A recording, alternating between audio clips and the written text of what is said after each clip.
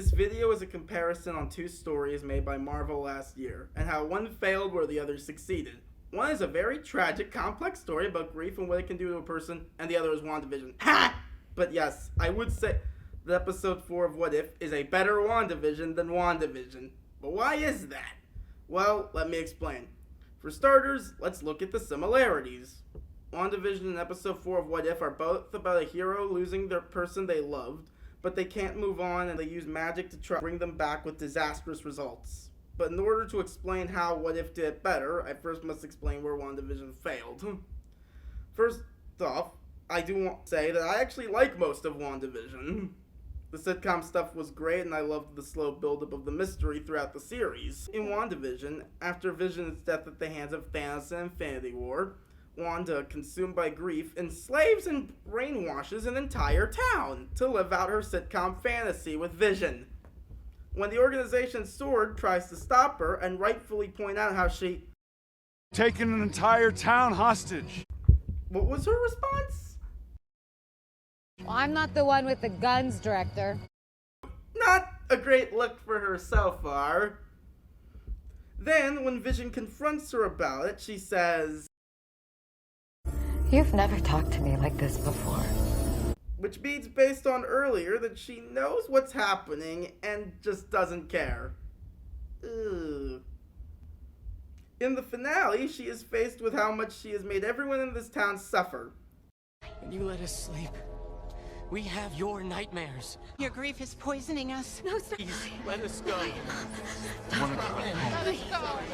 And now, faced with how awful her actions are, does she realize what she did was wrong yet? Nope! She says this. I've kept you safe in here. You feel at peace. So she won't admit what she did was wrong, and even when she does finally lift the hex from the town because she had to, the only consequences she faces are justified mean stares from people she will never see again. And then Monica Rambeau has the balls to say this. They'll never know what you sacrificed for them. And Wanda responds with, It wouldn't change how they see me. as if it's the town's fault and not hers. She then leaves and is completely let off the hook for brainwashing and enslavement. These are the actions of a villain. Your story did continue in Doctor Strange in the Multiverse of Madness, which I actually really like. I think Wanda's handled better since they actually have her as a villain. She does realize her mistakes and stuff. I think it was handled a lot better. But there is one scene that I really don't like, where Strange first goes to Wanda for help, and his response to her admitting that what she did was wrong is, "Things right in the end, and that was never in doubt." So Wanda, based off of all of this stuff, seems like an emotionally immature monster who doesn't care who she hurts as long as she's happy. Which kind of sucks since Wanda started out as a good person. The problem is that it wasn't framed as villainous behavior in WandaVision. And it wasn't like she was being brainwashed. She was doing it on her own and was completely aware of what she was doing. That is where WandaVision failed in my eyes. Now on to What If and why I think it handled this concept way better. In What If, episode 4, an alternate universe version of Doctor Strange, the woman he loves, Christine, she dies in a car accident, which is what causes Strange of this universe to seek out the Ancient One and study magic.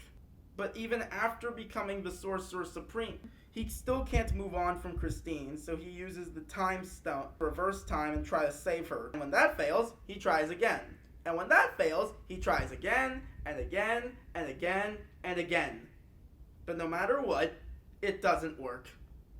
Now, the first big difference between Strange and Wanda is that he isn't harming others by trying to save her. And he actually isn't doing it so he can live out his fantasy. In fact, at one point he actually switches the seats they're in so he will die instead. Meaning that he was willing to give his life for her, which is love and not insanity. But it still failed. He eventually learns that her death is a fixed point in time in this universe. And he can't alter it, so he decides to reverse time again with the Time Stone to even further back, so he can go and find this ancient library known as the Library of Cagliostro, so he can find a book and learn how to break a fixed point in time. He He does, and then spends hundreds of years absorbing other creatures, and at one point turns into Mephisto, so he can become powerful enough to save Christine. It then turns out that the Ancient One earlier split Strange in two. The good Strange goes to stop him. He tells him how... The world out there is breaking.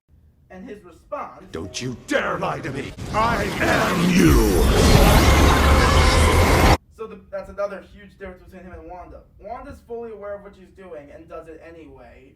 And her justifications seem more like she's just trying to convince herself that what she's doing is good, when it's not. While Strange genuinely doesn't realize that what he's doing is going to end the universe.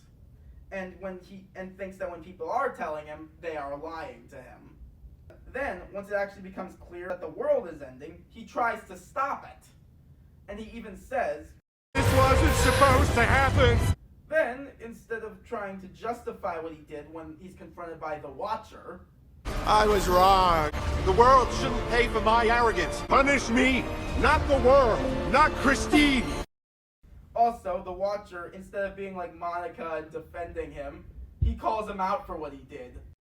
The same way you fixed Christine, you were warned. And then, when the universe does end, and Christine dies again anyway, poor guy, and Strange is all alone, all he can do is say, No, no, no, no, no.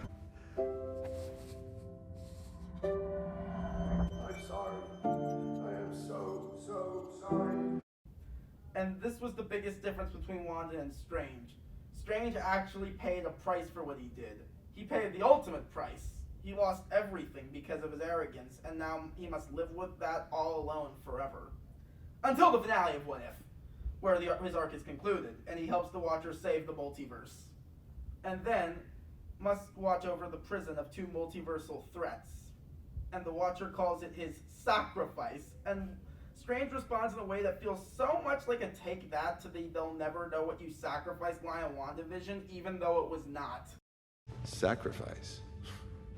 That would imply I had something to lose. Also, in case anyone feels like Strange's story is inconsistent with Doctor Strange as a character, since in the first Doctor Strange, he learned to check the warnings in spell books, here's why that was wrong. And here's the scene in the movie.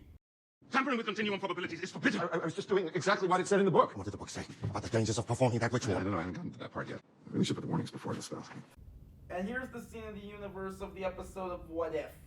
What are you doing? Tinkering with time can weaken the very fabric of the universe. We protect reality. We don't threaten it. See, in this universe, Strange never learned the lesson about checking the warnings, so of course he wouldn't check them. So in conclusion, why does Doctor Strange from What If work where Wanda in WandaVision completely failed? Well, because Strange wasn't aware that what he was doing would hurt others, and when he did find out, he realized his mistake and actually tried to fix it, and then managed to redeem himself and atone for his mistakes, and he actually suffered consequences for what he did. And that, ladies and gentlemen, is my one marvelous character.